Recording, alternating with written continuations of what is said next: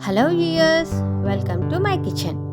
ఈరోజు మనం ఎగ్తో డిఫరెంట్గా కప్ కేక్ కర్రీ చేసుకుందామండి. ఎప్పుడు రెగ్యులర్గా ఎగ్ పులుసు, ఎగ్ టమాటా కర్రీయే చేస్తాం కదా. ఈరోజు ఎగ్ కప్ కేక్ కర్రీ చేసుకుందాం. మరి దీనికి కావాల్సిన పదార్థాలు: గుడ్లు 4, ఉల్లిపాయలు 2, టమాటాలు 2, కొత్తిమీర కొద్దిగా, ఆయిల్ కొద్దిగా, పచ్చిమిర్చి 2, గరం మసాలా 1 టీ స్పూన్, అల్లం వెల్లుల్లి పేస్ట్ 1 టేబుల్ స్పూన్, సాల్ట్ కొద్దిగా, కారం కొద్దిగా. ఇప్పుడు కప్ కేక్స్ కోసం ఒక బౌల్స్ తీసుకొని దానికి ఆయిల్ గ్రీస్ చేసుకోవాలండి. ఇప్పుడు స్టవ్ ఆన్ చేసుకొని ప్యాన్ పెట్టుకొని అందులో కొద్దిగా వాటర్ పోసుకోవాలి. అందులోనే ఈ బౌల్స్ని పెట్టుకోవాలి. ఇప్పుడు వాటర్ బాయిల్ అయిన తర్వాత ఒక్కొక్క ఎగ్ని డ్రాప్ చేసుకోవాలి.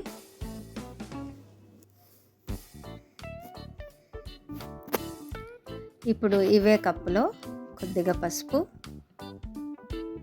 ఉప్పు, కారం, ఉల్లిపాయలు, టమాటా, కొత్తిమీర వేసుకోవాలి.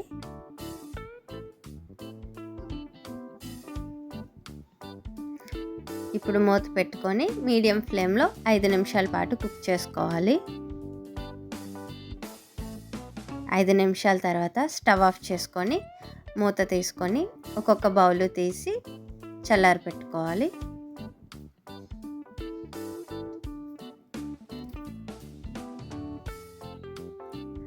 ఇప్పుడు ఈ కప్ కేక్స్ని డీమౌల్డ్ చేసుకోవాలండి. స్పూన్ పెట్టి తీస్తే వచ్చేస్తాయి కప్ కేక్స్ అనేవి. చూసారు కదండి ఎంత బాగున్నాయో కప్ కేక్స్.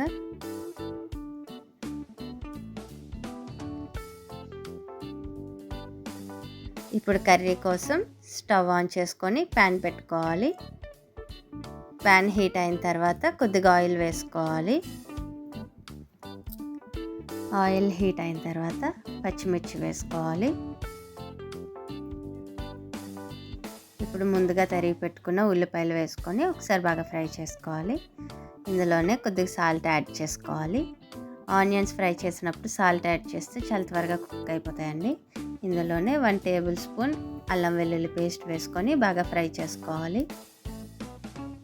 ఆనియన్స్ బాగా ఫ్రై అయిన తర్వాత కొద్దిగా కారం, కొద్దిగా ఉప్పు, 1 టీ స్పూన్ గరం మసాలా వేసుకొని బాగా ఫ్రై చేసుకోవాలి. చూసారు కదండి మసాలాలన్నీ బాగా ఫ్రై అయిపోయి. ఇప్పుడు చిన్నగా తరిగి పెట్టుకున్న టమాటాలు వేసుకొని ఒకసారి బాగా కలుపుకోవాలి.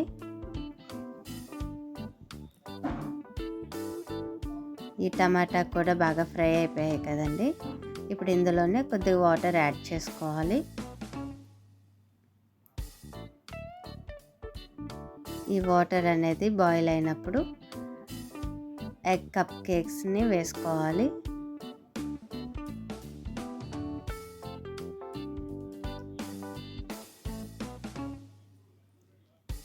ఇప్పుడు మూత పెట్టుకొని లో ఫ్లేమ్లో ఒక 10 నిమిషాల పాటు కుక్ చేసుకోవాలండి. 10 నిమిషాల తర్వాత మూత తీసి చూద్దామండి. ఎగ్ కప్ కేక్ కర్రీ అయితే రెడీ అయిపోయిందండి. స్టవ్ ఆఫ్ చేసుకొని డిష్ అవుట్ చేసుకోవడమే. మీకు కూడా ఈ రెసిపీ నచ్చినట్లయితే ట్రై చేసి ఎలా వచ్చిందో కమెంట్ సెక్షన్లో చెప్పండి. మరిన్ని రెసిపీస్ కోసం మన ఛానల్ని సబ్స్క్రైబ్ చేసుకోండి. Please do like, share and subscribe to my kitchen. Thank you for watching.